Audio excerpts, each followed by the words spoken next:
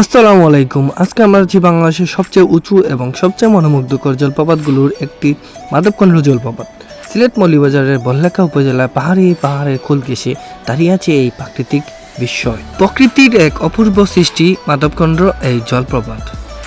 যাত্রাপথে আমরা একটি বিরতি নেই আর এখানেই বসে আমরা চাহের দেশের রং চা উপভোগ করি। তারপরে আবার শুরু করি আমাদের এই যাত্রা। মাধবকুণ্ড যেতে চাইলে ঢাকা থেকে বা বাংলাদেশের যে কোনো জায়গা থেকে আপনাকে আসতে হবে শ্রীমঙ্গল বা মৌলভীবাজারে। সেখান থেকে লোকাল সিএনজি বা বাসে করে মাত্র 1 ঘন্টার পথ পাড়ি দিলে 80 থেকে 100 টাকা পর্যন্ত জনপ্রতি ভাড়া।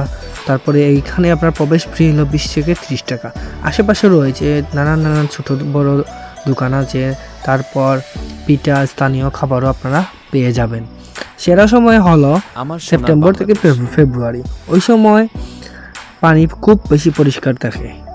মাধবকুণ্ড শুধু জলপ্রপাতই নয়, এটা একটা ছোট ইকোসিস্টেম। চারদিকে ঘিরে আছে ঘন চা বাগান, পাহাড়ি বন আর সবুজ উপত্যকা।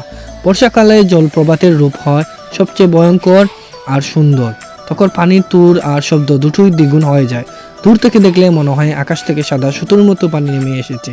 শীতকালে পানি কিছুটা কমে গেলেও তখন এর শান্ত রূপ দেখে মন জুড়িয়ে যায়। যেখানে রয়েছে টিয়া, ময়না, বুলবুলি সহ নানান রকমের পাখি, আর যদি ভাগ্য ভালো থাকে তাহলে বানর আর খরগোশ দেখতে পারবেন।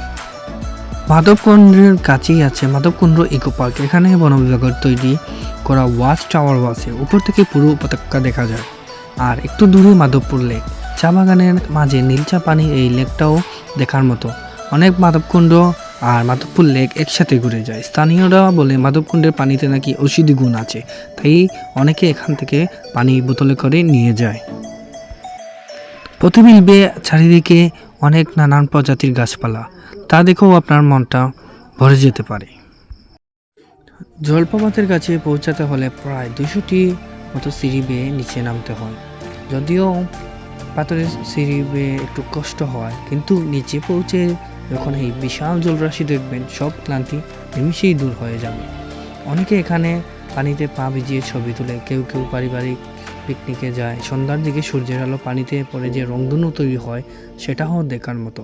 শীতল পানি আর পাহাড়ি হাওয়া মিলে একটা প্রাকৃতিক এয়ার কন্ডিশনারের মতো কাজ করে। গরমের দিনে এখানে এসে 10 মিনিট বসলেই শরীর ঠান্ডা হয়ে যায়। পরিবার পরিজন নিয়ে এখানে ভ্রমণ করার জন্য খুবই উপযুক্ত একটি জায়গা। তবে সবার প্রতি অনুরোধ থাকবে, প্রকৃতির এই সৌন্দর্য যেন আমরা নষ্ট না করি। প্লাস্টিকের বোতল যেখানে সেখানে না ফেলে তো যে নির্দিষ্ট স্থানে ফেলি। মাধবকুণ্ড শুধু একটা স্পট না, এটা আমাদের ঐতিহ্য, আমাদের প্রকৃতির সম্পদ। একবার আসলে বারবার আসতে মন চাইবে মাধবকুণ্ড জলপ্রপাত। এখানে পাহাড় আর পানি সবুজ মিলেমিশে এক হয়। পরিশেষে কিছু ফুটেজ দেখে নিন মাধবকুণ্ড।